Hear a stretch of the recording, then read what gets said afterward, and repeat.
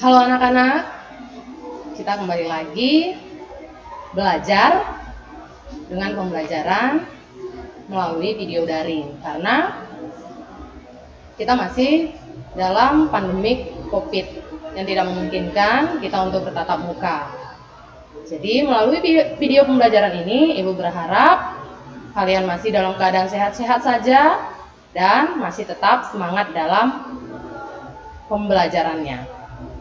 Sebelum kita memulai pembelajaran kita, ada baiknya kita berdoa menurut agama dan kepercayaan kita masing-masing. Doanya akan Ibu pimpin. Doa dimulai. Doa selesai. Hari ini kita akan membahas jenis dan bentuk badan usaha.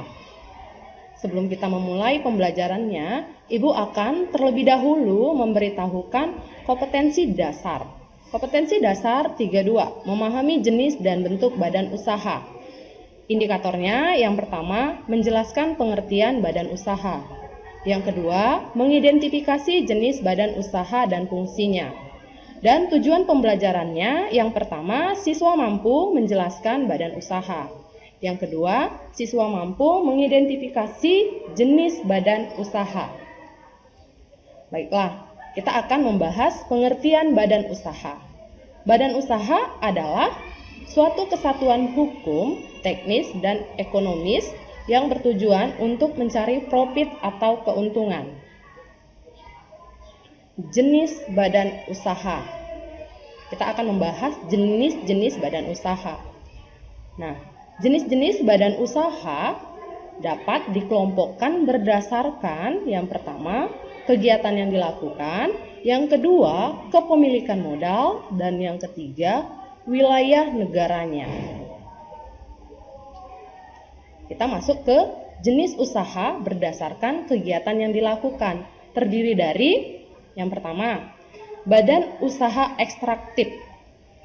Badan usaha ekstraktif ini adalah badan usaha yang mengambil apa yang telah tersedia di alam. Contohnya PT Pertamina, pertambangan, baik batu bara maupun emas. Yang kedua, badan usaha agraris. Badan usaha yang membudidayakan tumbuh-tumbuhan atau segala kegiatan yang berkaitan dengan pertanian. Contohnya, badan usaha tambak, PT Perkebunan Negara.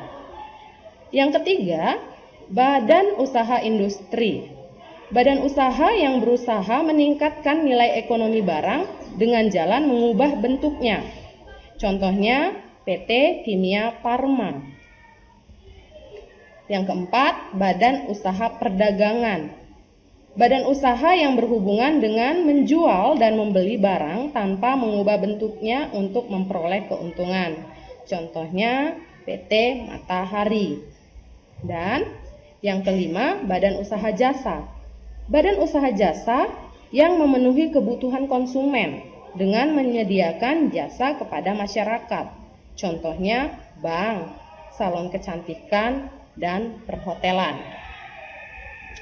Itu tadi jenis usaha berdasarkan kegiatannya. Sekarang jenis badan usaha berdasarkan kepemilikan modalnya. Terdiri dari A. Badan usaha milik swasta atau yang disingkat BUMS. Adalah badan usaha yang modalnya dimiliki oleh pihak swasta ataupun pihak nasional dan asing yang tujuan utamanya mencari laba. Yang B. Badan usaha milik negara atau BUMN adalah badan usaha yang pemilik modalnya adalah negara atau pemerintah. Yang C, BUMD atau badan usaha milik daerah adalah badan usaha yang dimiliki pemerintah daerah. Yang D, badan usaha campuran.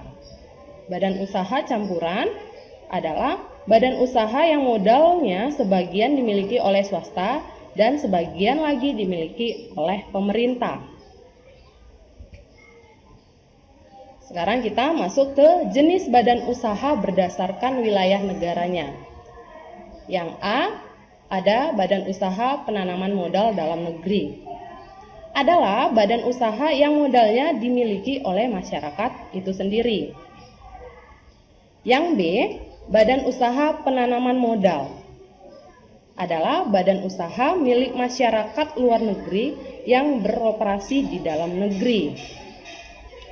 Oke, selanjutnya kita akan masuk ke fungsi badan usaha itu sendiri.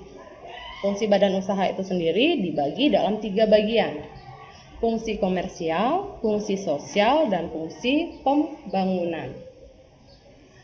Fungsi komersial. Fungsi komersial itu berfungsi untuk memperoleh keuntungan sehingga badan usaha harus menghasilkan produk bermutu dan harga bersaing. Sedangkan fungsi sosialnya berfungsi untuk berhubungan dengan manfaat badan usaha secara langsung atau tidak langsung terhadap kehidupan masyarakat. Dan fungsi pembangunan ekonomi itu membantu pemerintah dalam peningkatan ekspor dan sebagai perpanjangan tangan pemerintah dalam pemerataan pendapatan masyarakat. Sampai di sini pembahasan kita untuk jenis dan bentuk badan usaha. Demikianlah pertemuan kita pada hari ini. Jika ada yang kurang mengerti atau memahami isi dari materi pembelajaran kita bisa berdiskusi melalui forum diskusi yang ada di aplikasi e-learning kita atau aplikasi Situpas. Dan lihat tugasnya juga, kerjakan tugasnya dengan baik. Sebelum Ibu mengakhiri pertemuan kita pada hari ini, Ibu akan menutupnya dengan doa. Untuk itu, marilah kita berdoa. Doa selesai. Sampai jumpa dan terima kasih.